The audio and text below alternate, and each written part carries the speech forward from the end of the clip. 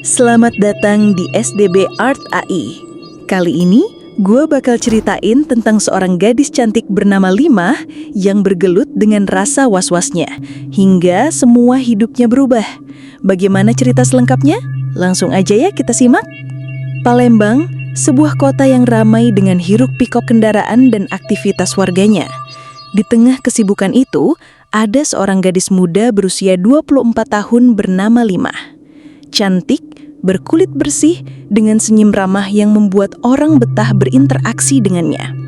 Sehari-hari, Limah bekerja sebagai seorang apoteker di sebuah apotek bernama Bougainville, tempat yang selalu dipenuhi pelanggan dari pagi hingga sore. Rutinitas Limah begitu jelas, berangkat pukul 9 pagi, pulang pukul 5 sore.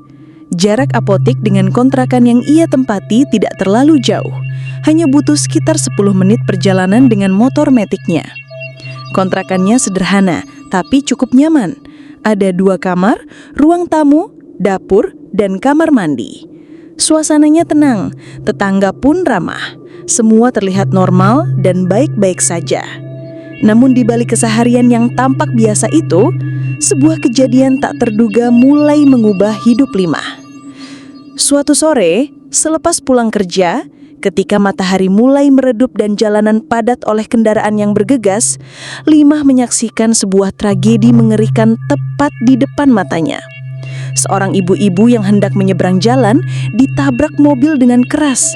Tubuhnya terpental, darah mengalir deras di aspal, dan dalam hitungan detik nyawanya melayang di tempat.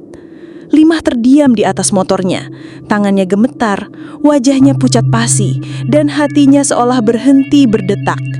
Jeritan orang-orang di sekitar, klakson kendaraan, dan teriakan panik warga membuat suasana semakin kacau. Bagi orang lain, itu mungkin hanya sebuah kecelakaan tragis yang biasa terjadi di jalan raya. Tapi bagi Limah, kejadian itu menoreh luka dalam di pikirannya. Sejak saat itulah, sesuatu di dalam dirinya berubah. Ia mulai dihantui rasa was-was, rasa takut yang sulit dijelaskan. Trauma itu perlahan merenggut ketenangannya hingga hari-harinya tak lagi sama seperti dulu. Sesampainya di kontrakan, Limah langsung menutup pintu dengan cepat, seolah ingin memutus dirinya dari dunia luar. Tangannya masih bergetar, kakinya lemas, dan wajahnya pucat. Ia menjatuhkan tubuhnya di kasur kamar. Matanya menatap kosong ke langit-langit. Bayangan kejadian tadi sore terus berputar di kepalanya. Suara benturan mobil itu, tubuh ibu-ibu yang terpental keras ke aspal, darah yang mengalir, barang-barang bawaan yang berserakan.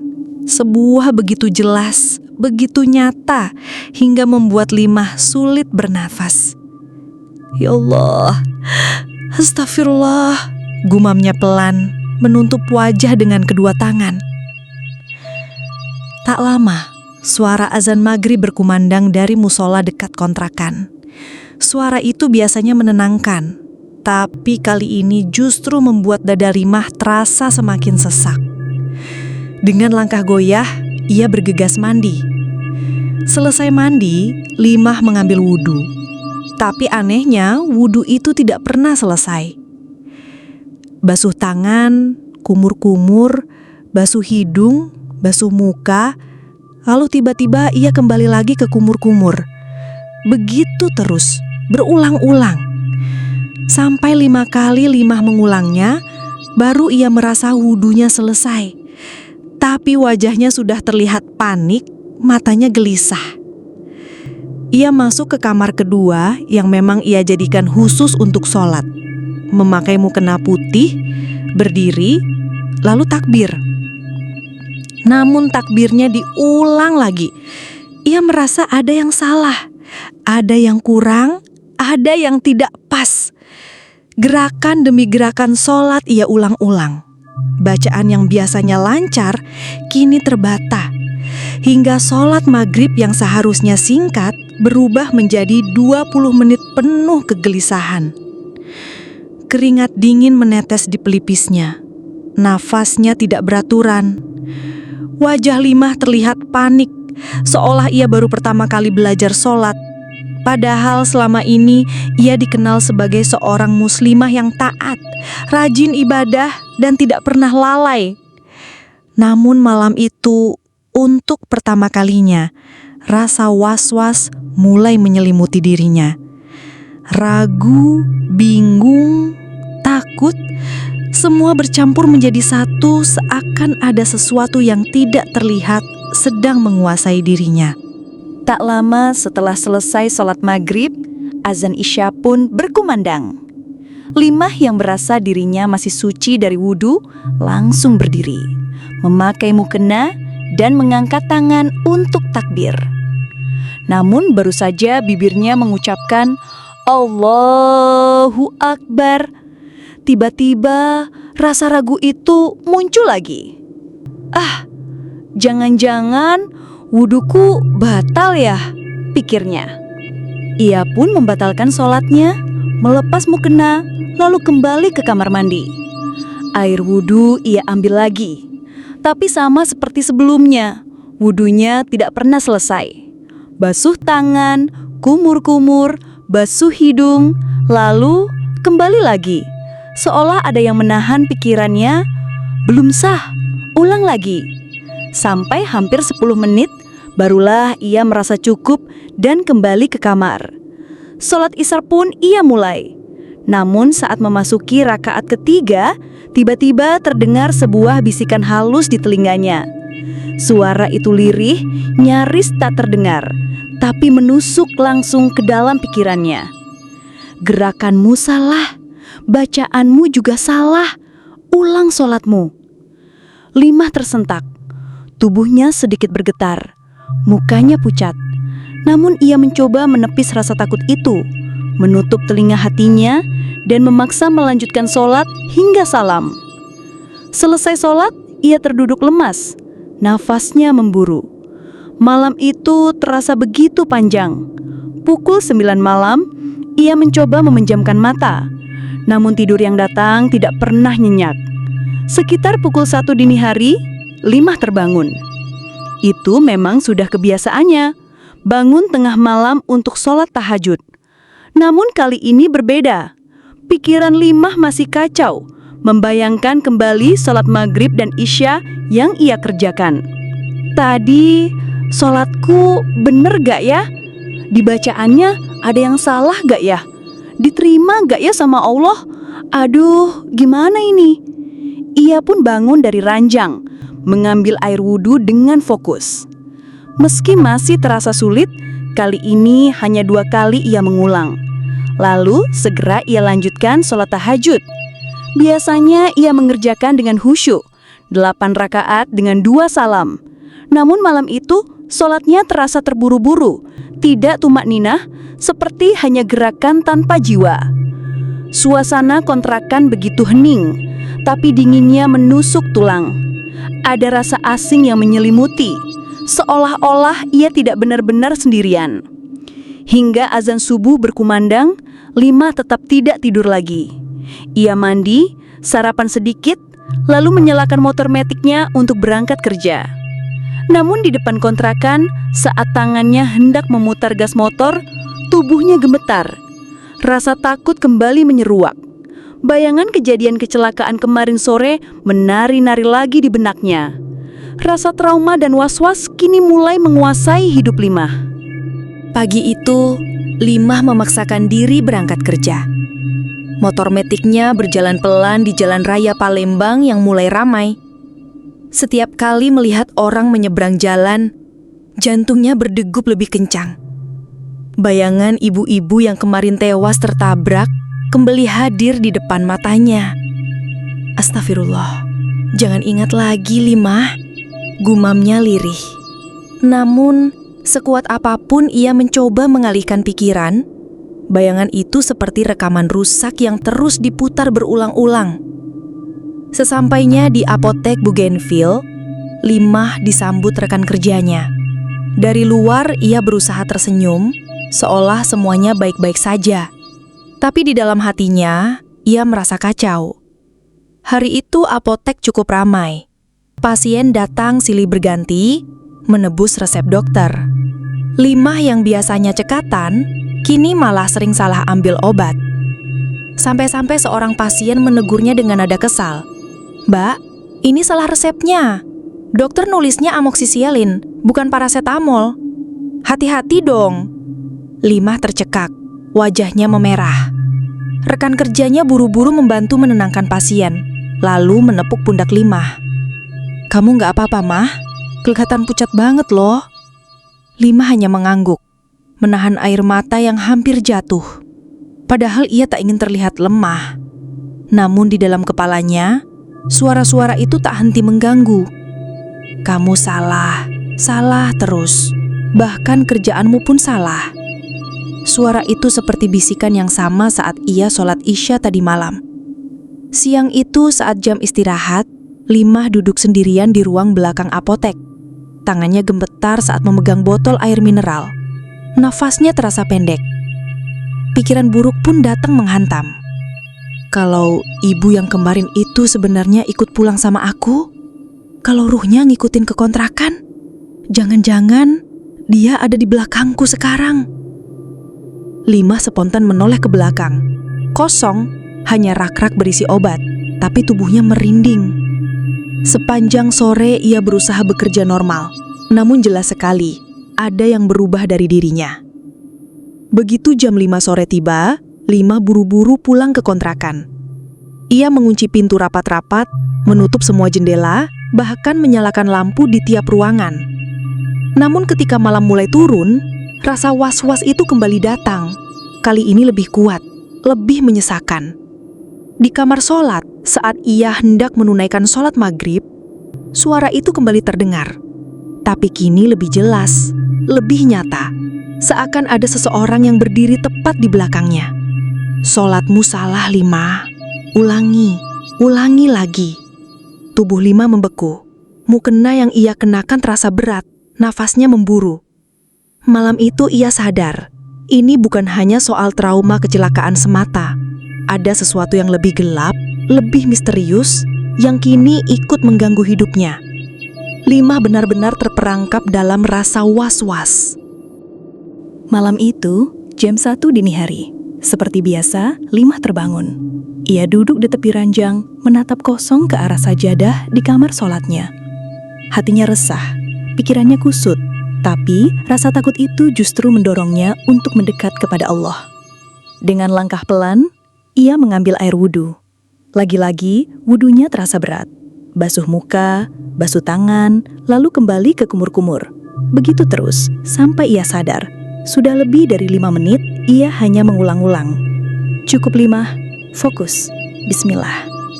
Ia paksa dirinya untuk berhenti, lalu masuk ke kamar sholat.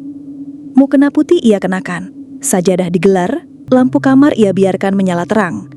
Limah mengangkat tangan, melafalkan takbir. Suaranya lirih tapi bergetar. Allahu Akbar. Sholat tahajud pun dimulai. Di rokaat pertama, semua berjalan lancar. Bacaan Al-Fatihah ia lantunkan meski masih tersendat-sendat. Namun memasuki rokaat kedua, hawa dingin menyelinap ke dalam kamar. Bulir-bulir keringat muncul di pelipisnya. Tiba-tiba, di tengah sujud, bulu kuduknya berdiri.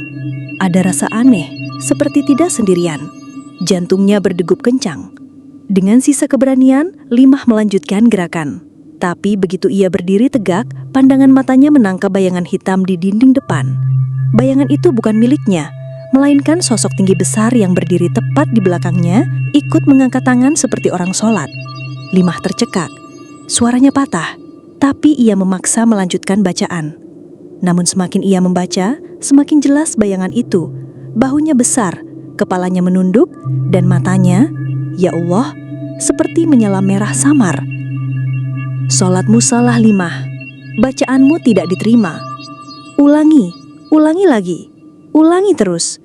Suara itu menggema di telinganya, padahal ia tahu tidak ada seorang pun di rumah selain dirinya. Limah hampir menjatuhkan diri, ingin lari. Tapi kedua kakinya seakan terpaku di sajadah. Air matanya jatuh deras, tubuhnya gemetar.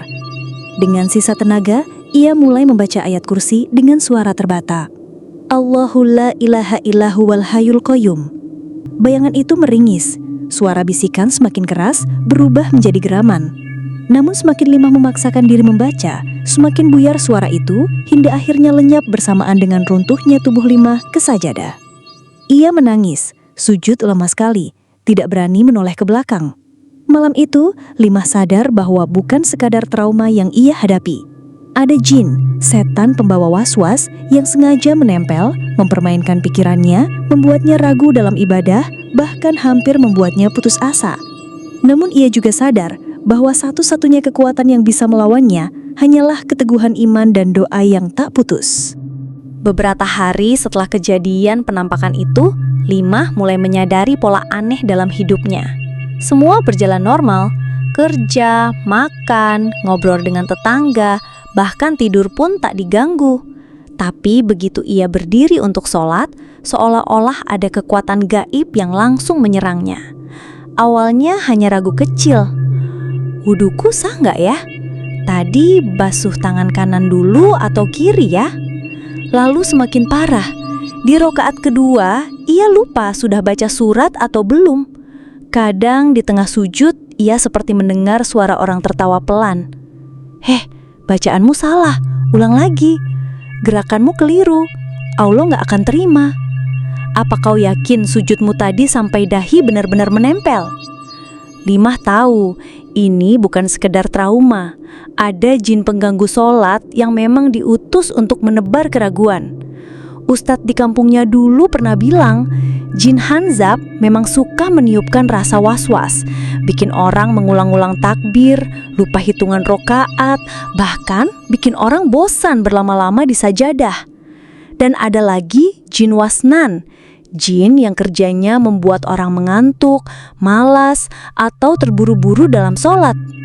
Semua ciri itu persis dengan yang Limah alami. Malam itu saat tahajud, gangguan itu semakin kuat. Baru saja ia takbir, bisikan datang lagi. "Wudumu batal mah, keluar angin tadi kan? Ulang lagi." Limah kaget, padahal jelas-jelas ia tidak batal. Tapi bisikan itu terasa nyata, menusuk telinga. Dengan wajah pucat ia menahan diri.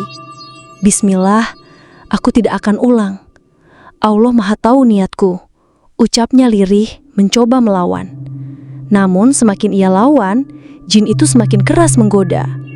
Di rakaat ketiga, tiba-tiba Limah merasa ada hembusan angin dingin yang membuat mukenanya bergerak. Suara berat berbisik tepat di belakangnya. "Sholatmu sia-sia, lebih baik berhenti saja." Air mata Limah menetes, tapi ia terus membaca ayat demi ayat meski lidahnya kaku dan suaranya pecah. Begitu salam terakhir ia ucapkan, tubuhnya langsung lemas. Ia rebah di sajadah, napasnya memburu.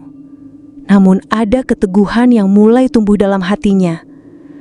"Kalau aku menyerah, jin itu akan menang.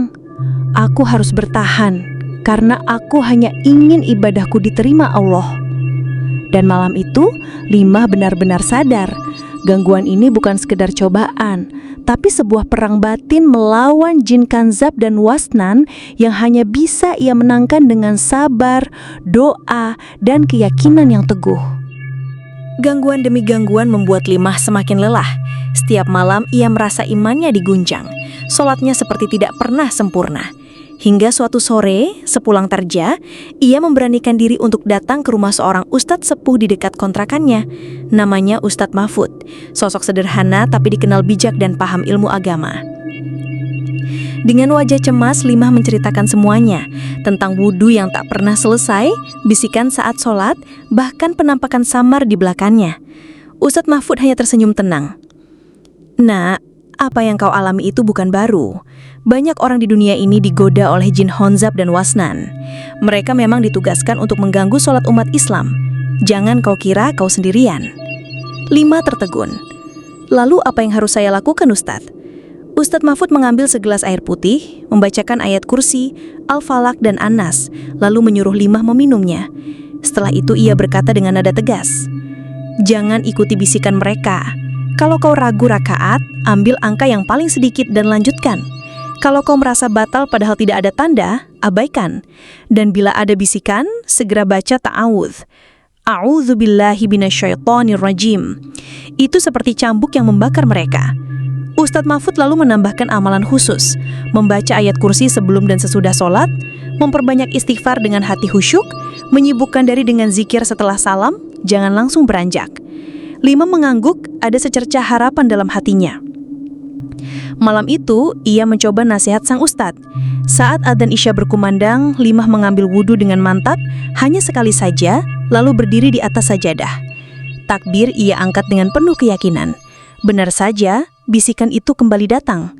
Wudumu tidak sah, ulang. 5 menarik napas panjang, lalu menjawab dalam hati, A'udzubillahi minasyaitonirrajim. Sekejap bisikan itu menghilang.